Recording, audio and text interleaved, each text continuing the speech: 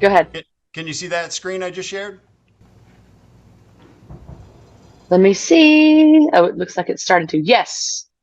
Okay, so this is because I'm weird like this. I keep a list of everybody I've interviewed. So these are all the people I've talked to, the bands they were in. Wow. The number on the right is how many times I've interviewed these folks. This is all just alphabetical order. And the cool part, the reason I'm sharing it, is scroll down to the bottom there, 1699. That means you're 1700. Holy crap. So, all right, you ready to talk a whole bunch of new music? Yes. All right. Right off the top, made for this, first song on the album. It comes out, it's got a real nice kind of chugga chugga chugga chugga thing going with the rhythm, which immediately made me think of a bus and bus tires. And the whole song has this forward motion, like whatever's happening, we're just going to keep going forward. Um, Please tell me some of that was intentional. Oh, yeah. And at the time when we wrote it, Travis was still touring in his expedition, and I was still touring in a van with a tiny U-Haul trailer that we rented every weekend. And we wrote it in a garage on a couch that we had put into a garage behind my management office. And we were kind of saying, hang in there to each other and to ourselves. Like, one of these days you won't be in an expedition. One of these days you won't be driving a van. And also we were trying to say to those that would come after us, like by the time we put it on the record, I was thinking of people that I'd had out opening for me and they were still in a van and stuff. Sure. And it was just it was fun to put it on the record with that in mind too, of being not just saying like you better be made for this, but saying yeah, it's awesome. And don't forget that a lot of the time we're just sitting in our own butt sweat hoping to Right. hear ourselves on the radio on the drive to the next gig. Yeah. It's some of the lyrics are kind of daunting. You're like, oh yeah, that is man, that's tough. I know that's got to take a toll on it. Yet the song really has a triumphant feel to it. So there's some daunting there, but it's just loaded with hope, which is very cool. Thank you. Yes. Yeah, we were saying sometimes it sucks, but hey, luckily people like us are designed to do it. Right. Uh, we're overwhelmed these days with essentially false advertising, and coldest beer in town uh, is essentially that. But I was wondering if there was one specific thing that you just said, "Oh yeah, I've had enough of that." Yeah, there was a time in Nashville where nearly every single bar said that they had the coldest beer, literally the coldest beer in town. And there was also a run for a while where best cheeseburger in Nashville was in nearly every window. And I don't even just mean Right. downtown. I mean across the city. I even popped into this little teeny, teeny, tiny little crap hole one time, and it was full of old men that did not want me in there. And I sat down at the bar, and they just looked at me. And I ordered a cheeseburger, and the bartender was like, "Yeah, I'll get that right out." I said, "Well, the sign said best cheeseburger in town. I thought I better come investigate." And the guys were like, the old men said, "Are you from Philadelphia?" Or it was some other northeastern state. I said, "What? No, I live up the street. I live two streets over." They were like, "Well, you don't usually, we would think it would need to be somebody from the Northeast to just walk in here like that." Hilarious. But at the time when we're writing the song, when you reach the age or maybe just the awareness level that every bar doesn't have the coldest beer and you know that, Right. or when you figure out that most of the things that people are telling you just not true, and it has to do with it's okay, and you kind of just need to be kind of shrug and proud that that's where you are in your life. Like if our bus breaks down every other weekend, it does. I'm like, hey, that's just kind of how it goes. Yeah. My humor is very literal, so I probably would have said, "Well, if you have the best burger in town, how come nobody's eaten it yet? Like, how long Yeah. does it have to sit around? You know?" Yeah, Jeez. I'm like, Right. I'm the only person of my age in here. Are you keeping it a secret? Right. That's funny. Yeah. Like when I'm at the store and they said, when you're checking out and they say, "Did you find everything okay?" I always say, "Well, I wasn't looking for everything." Yeah. Yeah. I'm trying I to wasn't find looking for everything. everything. Right? You know. So Light On in the Kitchen, I know a little bit more about this one, obviously. Yeah. Um, the way I took it was we kind of all get advice that we should probably already know anyway. Um, but that advice, the stuff we should already know, is the stuff we tend to take for granted and sort of, whether intentionally forget or not, but just kind of forget. So it's cool to get a little reminder every now and then. Yeah, and when my friend had brought that phrase to us, what do you guys think about writing around the phrase "a light on in the kitchen"? And I thought of my mom's kitchen and her sisters, Aunt Gloria and Aunt Clara, and my grandparents. And I was like, oh, yeah, there always was a light on in the kitchen. I just assumed that was so we could find cups and stuff Right. when we're over at these people's houses, it's just to make us feel welcome. But then, of course, we sat and we were like, hang on, think about how many important conversations that you didn't think were important at the time. How much information and how much advice did you absorb that was completely effortless on their part and being taken for granted at the time on your part? And now when you look back on it, those conversations, that light on in the kitchen meant, I'm thinking about you, or I miss you, or you are welcome here. Right. I was just so happy that that got to be a single, because the worst thing that can happen to a song is that it stays on a thumb drive and it never makes it to a record. And you just sing it sometimes when you're drunk at Christmas parties. But the best thing that can happen to a song is that it gets to be a single.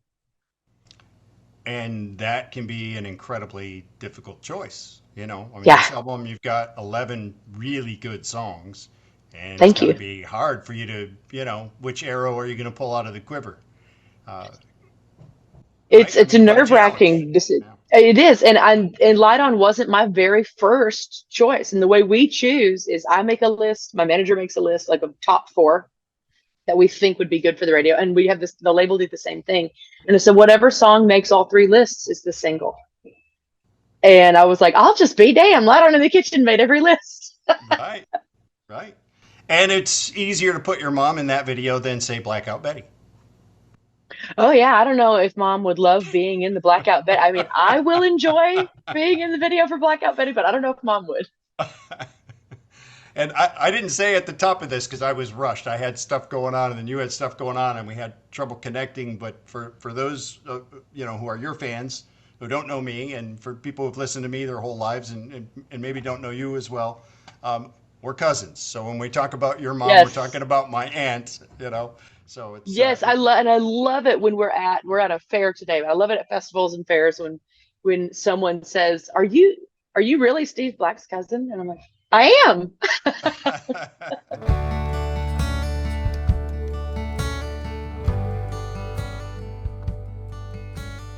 So for me personally, Learn to Lie was difficult.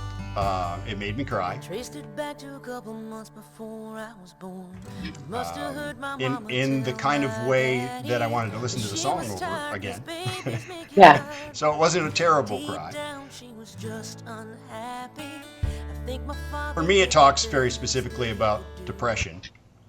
Is the lie that I would tell. I know after Sabrina died, I constantly told everybody I was fine, I'm okay, I'm good, and then of course, their response back is, well, that's because you're so strong and you're all of this, and in the inside you're dying.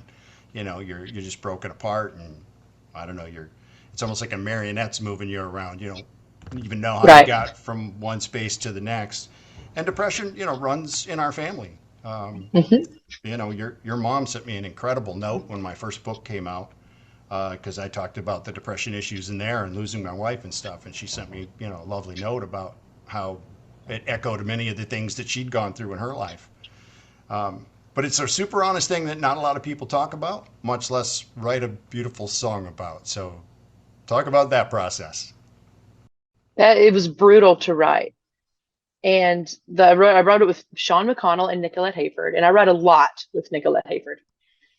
And we got to Sean's house. We're both such huge fans of his songwriting, and we're kind of nervous. And she said, "Well, I sat down last night at my piano and pretended I was you. And here's what I came up with." And it's the very first line of the song, all the way to deep down, she was just really unhappy. And so I felt kind of attacked. but also very seen and understood. And I thought, well, if we're going to go down this path, then it needs to rip your fingernails off to write it. Yeah. It needs to hurt every step of the way. Because if it did that to my guts, then there's somebody else's guts that needs to happen to. And just not even like huge lies, as like my father was so guilty of, but not being where he said he was or doing what he said he was doing, or who he was doing it with. But on the other side of that, lying about things like depression, anxiety, or just simply saying that no, that's okay, whatever you've done. Sure. And really diminishing that anyone else in the household has any needs, but then most importantly, wanting and wishing and longing so much that I had learned and absorbed how to love so successfully as I learned how to deceive even myself. Yeah. And I called mom when we put that on the record and talked her through the lyrics before she ever heard it, so that she would have the opportunity to process that. And I said, it's gonna suck a little bit, it's gonna hurt a little bit, but it's all true. And she agreed. She agreed that even that oof that she felt Yeah. was necessary. By the way, I think one artist to another that you have learned to love on that level. Thank you. Thank Because you. you don't, I think the people who feel the deepest are the ones most able to then take those emotions and relate them to others, which, you're the best at. So, I'm really thankful that whatever created us made me a songwriter, because I think without it, survival would have been really hard, given the things that we get to battle in our family. So thank you, because I work really hard on turning that into a superpower of right. being able to share it with others. Well, if I have a useless superpower, it's noticing details in music. It's my producer brain, I call it. So if I'm reading stuff into this, just tell me. But when it gets to the chorus in that song, there's what I call a really wide reverb, and that creates this illusion that you're either all alone, number one, or you're inside your head and it's bouncing around. So it's that loneliness inside your brain. Yes. Just a stupid little producer trick. No, 1000%. And it's that self-realization moment where you're like, oh God, I am this way, and this is why. And that isn't very alone and inside your head. I love that you have producer brain. That tickles me on so many nerdy levels. Yeah. And then, to do all of that, have the cool production, have the great song, have the lyrics that make me cry, and then you get Eric Clapton to play the solo. Oh my God. Had to have been Eric Clapton. I don't know. There was one day where, because we cut everything live as a band. The band you see me with on the road is the band that's on the record. And we cut everything live and go back and do a couple of overdubs for things we have to do, for things like really long solos. And Matt, our lead guitar player, had disappeared for like 4 hours, and I was actually kind of pissy about it. I was like, where is Matt? He had been down in another part of the studio in the basement of the church writing that solo. Oh. And I don't have that part of me because I'm such a rhythm player. And the fact that it's not that just that Matt played on guitar what I said in lyrics. He played on guitar what it felt like to write those lyrics and to sing those lyrics. And he just nailed it. And even though it's hard to play that live in a festival or a fair setting, we do it anyway because it's so powerful. And watching him play that, I know I just make stank face the whole time he plays it. Sure. So this doesn't relate to any one song. You can relate it to whichever song you want, even something deep in your past. But when it's time to sing, especially playing as a band when you're recording, how do you connect yourself to the lyric? Do you try to take yourself to a moment that inspired the lyric, or are you thinking about where you're at that point in time as opposed to when it was written, or a point in time as to when it was inspired? Like, where is your brain at during the vocalization in the studio? I call it getting it back in the cage. And as a songwriter, there for a while when you're still really young and you think you have to put yourself through hell all of the time to have something to write about. But then when you get a little more mature, you realize that you've been through plenty, that if you ever need to get back in one of those cages, all you have to do is go get in it and then get back out of it. So when we're cutting things, there's not like, I don't need to meditate or anything. I just think about where we are. We play it through one time, and then it's okay to get in the cage. And sometimes stepping out of it is gnarly. Sometimes it's as simple as walking to the bathroom and washing your hands, but sometimes you have to walk around the room and be like, oh. Right. Oh. How are you doing for time? Do I got time for a couple more questions? Yeah, we're good. We're good. I'm here and they're ringing out something on the stage. I hear them. They're fine. All right. So Devil I Know kind of starts out like okay, this is an Ashley song. This is a country song. I can dig it. And then all of a sudden there's a heavy metal riff. Like, whoa, where did that come from?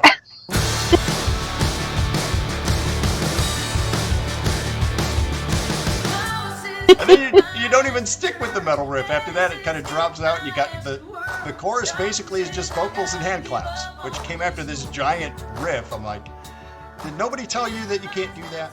You're not supposed to be able to do that. Right. And I'm so glad to have, so thankful for Jay Joyce, who, when I was like, don't you think that's a little like, I don't know, it comes off as kind of rude? And he's like, yeah, it does. Stand across the room and just sing at the little round mic. And I was like, okay, are you bored with the song? And that's what he's like, trust me, go stand over there and sing at the round mic. And I love this song anyway. And if you're going to leave it as that's definitely an Ashley song, definitely just acoustic thing, it would have been fine.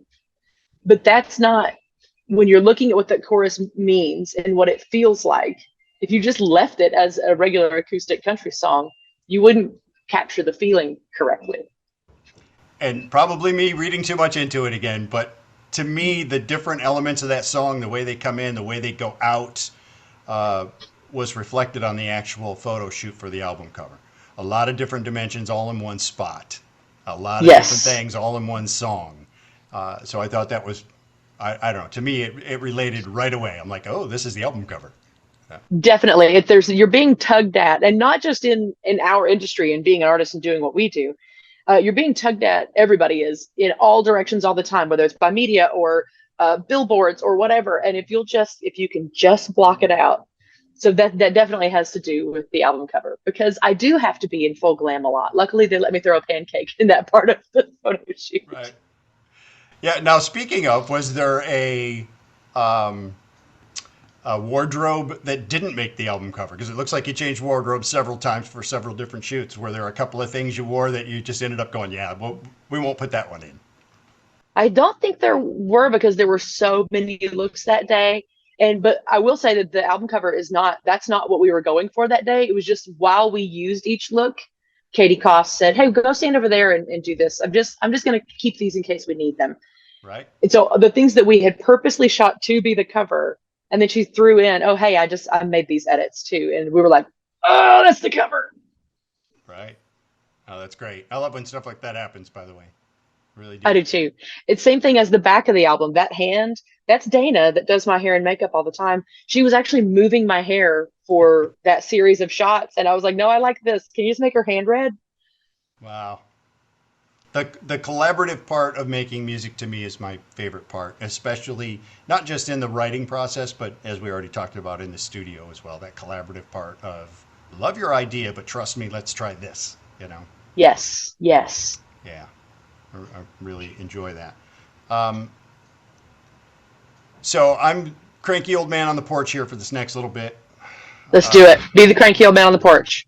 You know, I wish country would just stay in its own damn corner, and I wouldn't have to play Hardy and Jelly Roll and all these supposed country artists, but it's happening. I'm playing more and more country artists, and you know, thanks specifically to your crossover with Hailstorm, I got to play you on the radio, which was amazing. That was how amazing is that? When I get the phone call, like, do you want to sing with Hailstorm? Do you want to sing with Lizzie Hale? And I was like, I don't care if, I think I said this in an article. If you called and said, do you want to go fight Lizzie Hale in a Chili's parking lot? I would say yes, just to have an interaction with her.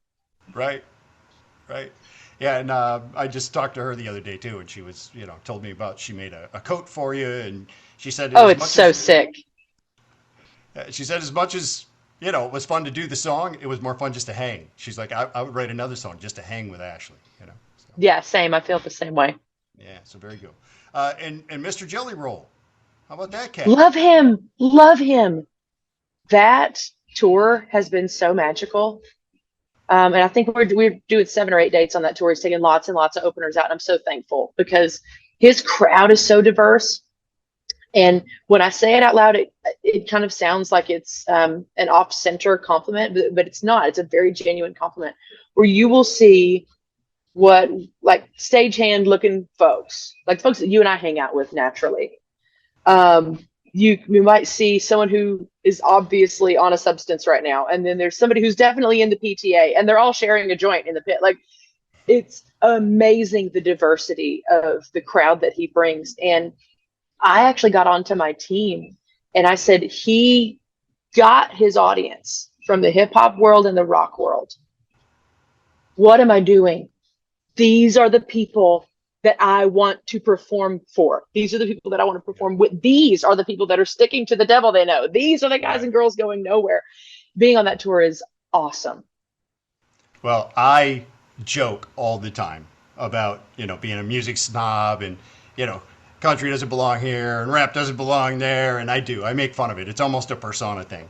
But at the end of the day, if you can find your song, I don't care what it is. Music is supposed to make people happy, and it does. And I really do. I love that there's a song for everybody. One of my little silly little favorite sayings is, I love Primus, but I don't want to live in a world where everybody loves Primus. That's not what that's meant for. Right. Everybody's Yeah. supposed to find their own thing. That's right. There's only two kinds of music, the kind you'd like to listen to and the kind you wouldn't. And Yeah. it changes every day, all the time. And another thing which I think you will love and appreciate because it is your life, it is your natural habitat, as I like to call it, is you listen differently in a crowd than you do when you're by yourself. When Yes. people are at a show, you simply listen differently, and it's a different experience. Absolutely it is. I would love the nerd side of me would love to know the neuroscience and the psychological differences that we experience in large groups listening to live music. I just did a thing 2 nights ago in New York with Vince Gill and Emmylou Harris, icons. And it was me and Carly Pierce on stage with them. And I played my first song. We're doing guitar pull style. And I played my first song, and then I showed my hand to the audience that it was because I'm sitting next to Emmylou Harris and my hand is just shaking. And I just said, this is what it's supposed to feel like Yes. when you play live music. And I'm that way with the large audiences as well. If I'm out of breath because I'm so overwhelmed that I can't believe how amazing y'all are, I'm going to tell you about it because I love the experience of performing for a live audience and absorbing music in a live audience. So this is embarrassing. I think you've seen this somewhere before, probably. Yes. Look at us. We are so cool. Hey, is that a surreal t-shirt? Because that might be the one that I was referencing when I texted you the other day. I was like, I remember this shirt that I Yes. think I hung on the wall in my bedroom as a preteen. We look so cool. Can you believe I was a blonde? I can't get over the fact that I have a horrible looking mustache and boy, look like I've been out all night and I had not, but wow. You had not. No, not if we're at Mimi and Papa's house. You'd been very well behaved. Very well behaved. Anyway, uh, we're all incredibly proud of you. Thank you. It's it's special to be able to listen to your music. A lot of the cousins have Goodness. have said when we've talked uh, that none of the success matters to us. You're just Ashley, but it is so cool. It It's just so cool to see. it's very touching to hear. I didn't see that coming. To hear a family member say, "I'm proud of you." Oh, incredibly. Yeah, I mean, I wish we had more time together just because we kind of ended up working in the same industry and got I to know. talk forever. And, but, I mean, is what it is. Yeah, I got to see Avery the other day when I was in Colorado because he is a big shot photographer now Oh, that's so out cool. I knew that he in was into Boulder. photography. Yeah. Yeah, and I mean, he travels the world photographing such amazing athletes, like really extreme sports. And so it was really nice to have him over to Red Rocks. And I was like, I know we all kind of do the same thing for a living, so we hardly ever get to see each other. Thank you for your time. I know you're super busy. Can't Yeah, it's no believe worries. It was just, they were I can't like, can you come to the stage? I was like, I've got an interview if you can just wait a second. I can't believe how good this album is. Thank you so much. And I agree with you that country should stay in its lane, because I've always been like, I'm not against, but I didn't enjoy bro country and all of that.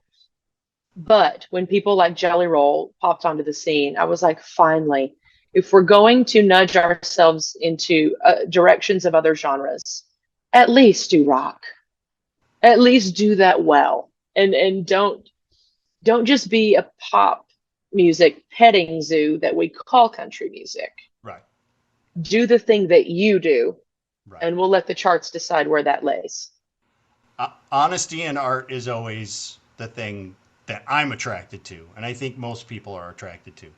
Yes. If you're trying to write a pop song, then you lost me at trying to. Don't, Right. just be you. If you is pop country, then be that. You know?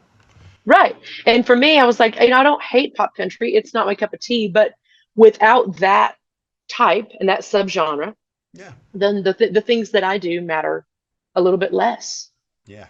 And without me, the things that they do matter a little Sure. bit less. Yeah. So I'm really happy to hear how much you like this record. It means a lot coming from such a discerning palate. Well, I listen deeper than the average person. That's all. You do. It makes me want to sit and listen to all kinds of records with you. Oh my God, the experience. First of all, you'd probably tell me to shut up. You want to hear the music. We'll just have to allot enough time to listen to each song twice. Exactly. Yeah, exactly. All right. Love you big time. Mwah. I love you. Mwah. Call me, text me anytime.